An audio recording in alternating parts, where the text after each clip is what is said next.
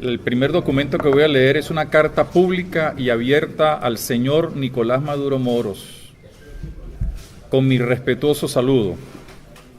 Tengo a bien escribirle la presente misiva pública y abierta en mi condición de ciudadano venezolano, cristiano, católico y pastor de la Iglesia al servicio del pueblo. Lo hago en pleno uso de mis capacidades y en conciencia delante de Dios, con la libertad que me da el Evangelio de Jesucristo, del cual nunca me he avergonzado. Hace algunos días, atendiendo una fraterna invitación de los obispos de Ecuador, me pude reunir con ellos en Riobamba, y pocos días antes había tenido la ocasión de encontrarme con numerosos hermanos venezolanos que han emigrado al país hermano de Ecuador en búsqueda de mejores condiciones de vida. En Riobamba se halla el hermoso monte nevado de El Chimborazo, que inspiró un hermoso poema escrito por el libertador Simón Bolívar, bien conocido como Mi delirio sobre el Chimborazo. Le transcribo a usted un trozo importante del mencionado poema y muy diciente para los tiempos que hoy vivimos en Venezuela. Decía el libertador: observa, aprende, conserva en tu mente lo que has visto, dibuja a los ojos de tus semejantes el cuadro del universo moral. No esconda los secretos que el cielo te ha revelado, di la verdad a los hombres. Motivado por este pensamiento del libertador, hoy le escribo y hablo con la verdad en la mano, la misma verdad que nos hace libres, según nos enseña el Evangelio de San Juan, pues para ser libres nos liberó Cristo, según San Pablo. Es necesario enfatizar que debemos entendernos con la verdad verdadera, no la que se inventa o la que se quiere mostrar sin serla. No es ningún secreto que hoy atravesamos la más grave crisis política, económica, social y moral que azota el país. Negarlo es querer tapar el sol con un dedo o demostrar que se está encerrado en una cúpula de cristal. Sé que les disgusta a usted y a sus seguidores que se hable de crisis o emergencia humanitaria, pero ¿cómo caracterizar la situación que golpea a la inmensa mayoría de nuestros hermanos? No se puede negar el deterioro de la calidad de vida de los venezolanos. Hay mucha hambre, muchas familias no comen lo necesario para alimentarse. Ha crecido la pobreza crítica y los índices de desnutrición son altísimos. Me imagino que a usted eso no se lo informan. Asimismo, la salud se ve desguarnecida en todos los sentidos, desde la atención hospitalaria hasta la consecución de medicamentos. Hay muchos que están sufriendo por la falta de atención, como es el caso de los enfermos renales por falta de diálisis y el de los enfermos oncológicos por no ser debidamente atendidos. Podríamos hacer mención de muchas otras calamidades que están golpeando a la mayoría de los venezolanos. Es fácil negarlo y contraatacar con insultos, menosprecios y amenazas. Usted apela a cada rato que la causa es la guerra económica. Es verdad, existe una guerra económica, pero no contra el gobierno ni las instituciones del Estado, sino contra el pueblo. La guerra de la corrupción que ha enriquecido a muchos que se denominan dirigentes y servidores de la nación. La del saqueo del así denominado arco minero, que amén de destruir la casa común de la creación, ha permitido que no pocos se llenen de las ganancias de la minería ilegal. La del olvido de las atenciones que hay que dársele al pueblo. Ahí está la verdadera guerra económica. Y todo esto tiene sus consecuencias en el deterioro de la calidad de vida de muchísimos hermanos nuestros. Yo me imagino que nunca le habrán señalado cómo en nuestra región tachirense se siguen aumentando las colas para adquirir la gasolina. Hasta 48 horas se necesita para tanquear un vehículo.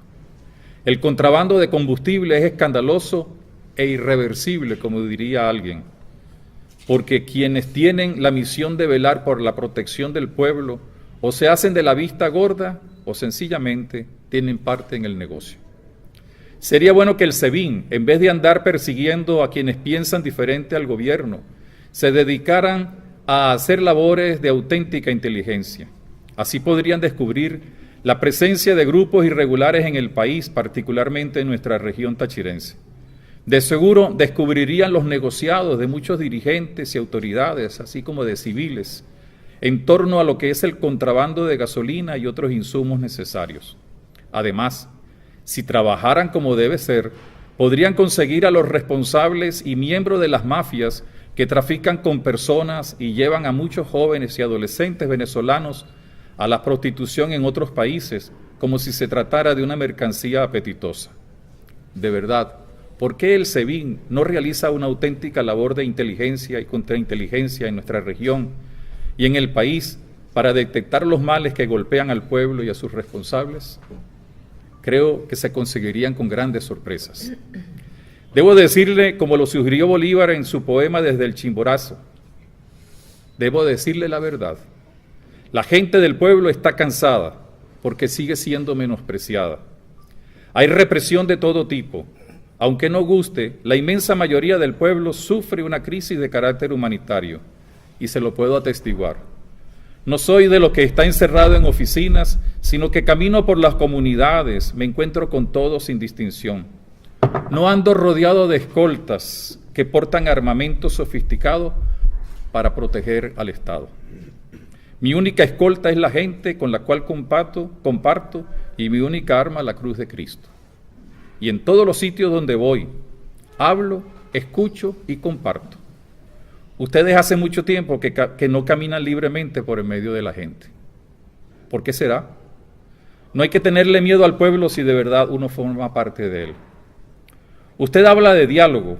Yo siempre he sido defensor del diálogo que requiere del encuentro, del reconocimiento del otro y de la corresponsabilidad en los acuerdos y soluciones que se presenten. Usted ha acudido nuevamente al Papa para que se garantice el diálogo. Además de no haberse cumplido con anteriores acuerdos, según lo indicaba el cardenal Pietro Parolin en la misiva del 2 de diciembre del 2016, no vemos disposición para el auténtico diálogo. Y no me refiero al del entablado o al que se quiere volver a intentar con las élites políticas del oficialismo y de la oposición. Hace muchos años hay un protagonista necesario del diálogo que ha quedado por fuera. Para que haya diálogo verdadero, hay que escuchar de verdad, con sinceridad, al mismo pueblo. Y eso ni se ha dado, ni parece darse. Si usted escuchara al pueblo y su clamor, de verdad, se podrían dar pasos que podrían abrir las puertas para resolver la crisis sin conflicto, sin violencia y sin derramamiento de sangre. Hay muchas cosas que el mismo pueblo ha venido diciendo. Lástima que haya oídos sordos para esto. Entre las muchas cosas que pide el pueblo, hay tres que quiero destacarle para que entienda cómo sí se podría dar una solución a los problemas de nosotros los venezolanos. Siempre he sido consciente de que nosotros mismos podemos dar respuestas a nuestras dificultades e interrogantes. Entre otras cosas menciono la siguiente. Primero, el pueblo le pide a usted que escuche el clamor que proviene de sus sufrimientos por el hambre, por la falta de medicamentos, por la inflación, etc. Atrévase a escuchar a ese pueblo que quiere ser tratado con dignidad y justicia, pero en paz y sin revanchismos. Si usted lo escuchara, podría sensibilizarse y así permitir que quienes quieren ofrecer una ayuda humanitaria lo realicen. Es el bien del pueblo, no el de un grupito, lo que de verdad interesa. Pedir y recibir la ayuda de ese tipo no es ninguna traición a la patria, como están diciendo, sino un deber moral a favor de la dignidad de las personas que no tienen medicamentos, alimentos y otros insumos necesarios. Atrévase a oír al pueblo venezolano. No impida la ayuda que podemos darnos entre nosotros mismos. No impidan como lo hicieron en los valles del Tuy, prohibiendo las ollas comunitarias en una parroquia y la que se pueda recibir de otros países e instituciones internacionales. No diga que no es necesario. Fíjese en algo delicado. A muchos sacerdotes y laicos, instituciones de esta región, acuden silenciosamente un sinnúmero de oficiales de las Fuerzas Armadas, de los altos puestos del gobierno, para que les podamos conseguir en Cúcuta medicinas para ellos o sus familiares, alimentos, etc. Ciertamente que no se lo dicen a usted por miedo, pero esa es la verdad. Segundo, el pueblo pide respeto a su condición, a su dignidad y a sus derechos. Es lamentable que numerosos hermanos nuestros deban emigrar del país para tratar de conseguir una mejor calidad de vida o cómo sostener sus familias. Nuestra nación es rica y puede ser capaz de crear condiciones de vida que permitan a los ciudadanos ser gente honesta, progresista y constructora de futuro. pero está siendo expoliada por quienes explotan irracional e inhumanamente las minas y otros rubros de la economía del país. Atrévase usted a mirarle a los ojos a nuestros niños, a los adolescentes, a los ancianos, a los jóvenes y adultos, y descubrirá que se sienten abandonados y maltratados. Es hora de pensar en la gente, en que la gente tiene dignidad y que ésta no le viene por pertenecer a un partido o por creer en una ideología o porque reciba una bolsa de comida de vez en cuando, sino porque somos hijos de Dios. Y en este campo todos somos iguales, llamados a la libertad y a la práctica de la caridad. Tercero, debe escuchar al pueblo que está pidiendo un cambio de orientación política. Le está pidiendo que se dé la posibilidad de una nueva dirección. ¿Por qué usted no se arriesga a convocar a unas elecciones libres con un nuevo CNE constituido por representantes de todos los partidos políticos y las instituciones nacionales que tienen que ver con la academia, la economía, los obreros, etcétera, y con la posibilidad de otros candidatos? Abra la puerta y póngase a un lado. La inmensa mayoría de los venezolanos está pidiendo que ya no siga al frente del Poder Ejecutivo. Es bueno recordar, al haber celebrado este 15 de febrero pasado 200 años del Congreso de Angostura, lo dicho por Simón Bolívar en su discurso: el sistema de gobierno más perfecto es aquel que produce mayor suma de felicidad posible, mayor suma de seguridad social y mayor suma de estabilidad política. En estos momentos, nuestro pueblo carece de felicidad, tiene hambre y carece de estabilidad política. Arriésguese y la historia será mucho más benigna con usted. Le hablo con la verdad en la mano, lo dije al inicio. Lo hago sin ningún interés político ni económico. Yo no busco ser presidente de la República. Lo hago, eso sí, desde mi pertenencia a un pueblo del cual me siento orgulloso en pertenecer. Sé que no le resultará cómodo lo que le he dicho. Lo hago con respeto, pero con la certeza de que estoy cumpliendo un deber. Ya el pueblo está cansado. El Papa Francisco nos ha invitado a evitar un derramamiento de sangre. Ello depende de usted en gran parte. ¿Por qué quiere asustar al pueblo con tantas alcabalas en las carreteras? ¿Por qué en el eje fronterizo se han colocado tantos piquetes de militares para impedir la entrada de una ayuda humanitaria? ¿Es que acaso esos militares no son pueblo? Ellos también están para defender a los hombres y mujeres de Venezuela, no para reprimirlos. Sus asesores e informantes no le han dicho que la gente está restiada. Evite el derramamiento de sangre. Deje a un lado la persecución a los disidentes. Escuche y sienta el padecimiento de un pueblo que quiere libertad y justicia, pero con dignidad y sin opresión. Usted suele hablar de las influencias del imperio. Yo soy de los que creo que debemos reafirmar continuamente nuestra independencia y autonomía. Yo no quiero una invasión, pero eso es válido también para aquellos países que quieren imponer en Venezuela una ideología que rompe con la integración latinoamericana, desvaloriza a la persona humana y destruye la grandeza de una sociedad. No nos sigan hablando del mar de la felicidad cuando estamos en medio de un océano de inquietudes, desesperanza y destrucción. Como le dije, es probable que el tenor de esta misiva no sea de su agrado. He hablado con la verdad y el corazón, pero también con respeto. No lo he ofendido. Le pediría dos cosas. Una es que le indique a sus seguidores que cuando critiquen o manifiesten sus desacuerdos con lo que le he dicho, ni ofendan ni descalifiquen. Podemos estar en desacuerdo y lo estamos, pero merecemos respeto. Se ha hecho común defenderse con insultos y burlas, y lo entiendo, pues de la abundancia del corazón habla la boca, como nos dijo el maestro de Nazaret. Y lo segundo, yo soy responsable de todo lo que he dicho. Así que no se tomen represalias, ni persecuciones, ni nada que atente contra la seguridad física, psíquica e integral de mi familia, de mis amigos allegados, de los sacerdotes, de las comunidades que sirvo como pastor de la iglesia. Espero poder seguir caminando libremente por las calles y caminos del Táchira, como siempre lo he hecho, sin miedo y también sin persecuciones. En todo caso, cualquier cosa que le acontezca a los mencionados y a mi persona será responsabilidad de quienes den la orden y de quien debe ser capaz de velar por la integridad de todos.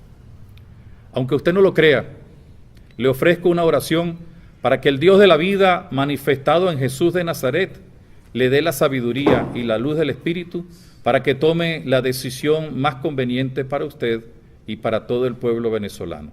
Ya se lo hemos señalado. Dé el paso. El segundo mensaje dirigido a mis hermanos venezolanos, miembros de las Fuerzas Armadas Bolivarianas de Venezuela. Les saludo con el afecto que puede tener un venezolano hacia otro conciudadano. Además, con la caridad de Cristo presente desde el bautismo en nuestros corazones. Vivimos momentos bien duros. Nuestro pueblo, al cual ustedes y yo pertenecemos, está pasando hambre, desolación, abandono e indefensión. Ustedes lo saben, pues muchos de sus familiares se lo habrán dado a conocer. Ustedes han prestado el juramento de defender a la patria y a sus instituciones. Pero ese juramento no significa que deben estar servilmente a la defensa de una parcialidad política. Es cierto que deben mantener y sostener el orden, pero al hacerlo han de respetar las leyes y el ordenamiento jurídico de la nación. Dicho juramento apunta a defender la dignidad, el protagonismo y los derechos de todos los ciudadanos del pueblo venezolano. Cumplan con sus obligaciones, pero sin olvidar que ustedes también son pueblo, miembros del pueblo al cual sirven. Nunca olviden esto. Por eso les pido en el nombre del mismo Dios en el que la inmensa mayoría de ustedes creen, que nunca levanten ni la voz ni las armas en contra de sus hermanos. Corremos muchos peligros. Más que cuidar intereses particulares de unos o los propios personales, más que permitir el contrabando en nuestra región, más que reprimir violentamente, sean constructores de la paz, como bien nos lo enseña el Señor Jesús. No se olviden de dónde vienen, de sus hogares, de sus familias, de sus vecinos, de sus compañeros, de sus amigos. ¿Cómo quedaría la conciencia de ustedes si le dispararan al pueblo cuando lo atropellan con el abuso de autoridad? Aquí en la tierra podrán sentirse y creerse superiores, pero un día deberán presentarse ante el juicio de Dios y allí estarán desnudos con su conciencia y ante un Dios que todo lo sabe y lo conoce. Hoy hay que escuchar la voz del pueblo que sencillamente está clamando porque se le escuche, porque sea atendido, porque sea dignificado. Es cierto, el juramento de fidelidad a la Constitución, de reconocimiento de sus autoridades, pero ese juramento también y sobre todo va dirigido al pueblo, a defenderlo, a dignificarlo. No dejen de sentirse pueblo, no dejen de acompañarlo, no dejen de protegerlo. Para eso hicieron de verdad el juramento como militares, policías, autoridades. Actúen en el nombre de Dios. En ese mismo nombre acompañen a su pueblo que quiere, repetimos, ser escuchado y que necesita una ayuda humanitaria que también les favorecerá a ustedes mismos con sus familiares y cercanos. En el nombre del Señor.